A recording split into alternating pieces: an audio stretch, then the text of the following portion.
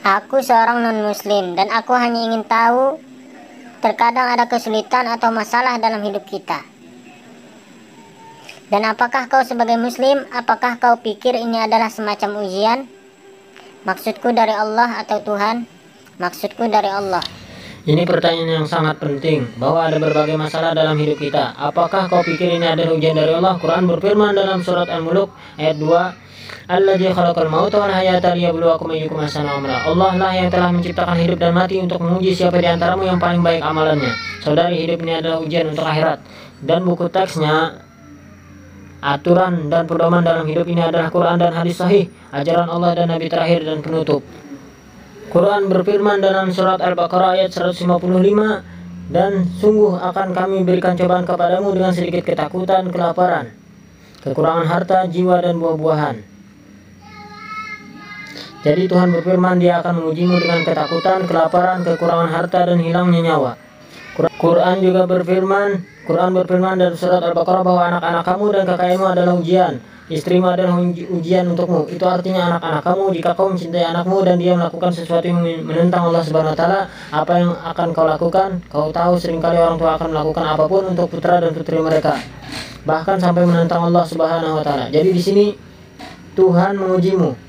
Jadi hidup ini, saudari, kesulitan dan hal baik di dalamnya adalah ujian. Apakah kau beriman pada Allah? Dan seorang beriman yang baik, muslim yang baik, dalam waktu yang baik yang mengucap alhamdulillah, bersyukur pada Allah. Bahkan dalam waktu yang buruk yang mengucap terima kasih ya Allah. Jika orang yang baik berbisnis, jika dia beruntung, ia mengucap terima kasih. Jika ia rugi, ia berkata terima kasih, aku hanya rugi kecil, tidak terlalu besar. Seorang beriman yang baik, kau tahu ada orang yang mengeluh karena ia tidak punya sepatu, sampai dia melihat seorang pria yang tidak punya kaki. Jadi muslim yang baik bersyukur kepada Allah. Ya saudari, Terkadang sebagian orang ketika merasa kesulitan, mereka bergantung dan meminta bantuan pada orang lain.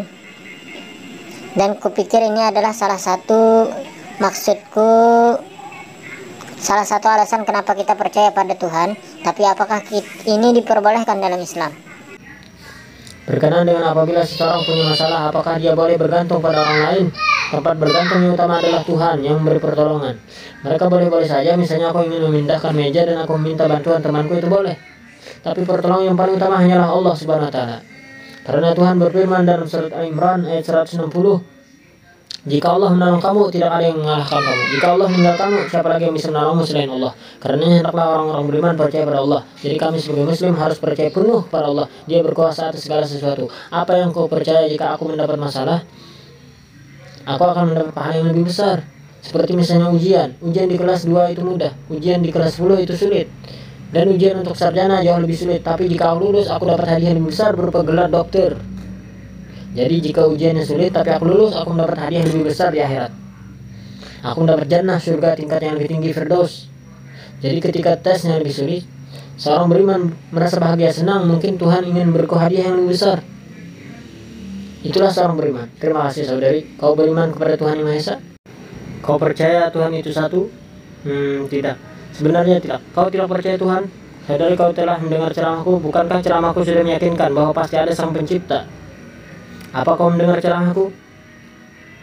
Aku katakan, jika ada sebuah peralatan yang tidak pernah dilihat siapapun, siapakah orang yang pertama dapat menjelaskan mekanisme dari alat itu? Jawabannya adalah Sang Pencipta. Sebagian berkata produsennya atau penemunya. Ya, tapi aku tidak dapat menemukan jawaban dalam pikiranku. Jadi sangat sulit untuk tidak berdasarkan apa yang kau sebutkan dalam ceramahku. Apa? Dari ceramahku tentang segala fakta sains yang disebutkan dalam Al-Quran. Dalam kitab yang berumur 1400 tahun, siapa yang mungkin menyebutkannya dalam kitab ini? Aku mintamu untuk membaca terjemahan Quran dalam bahasa yang paling mudah, dan aku minta panitia untuk memberinya terjemahan Al-Quran sehingga ia bisa membaca Qurannya dan merenungkannya. Dan aku berdoa pada Allah, semoga Dia menuntunmu ke jalan yang lurus.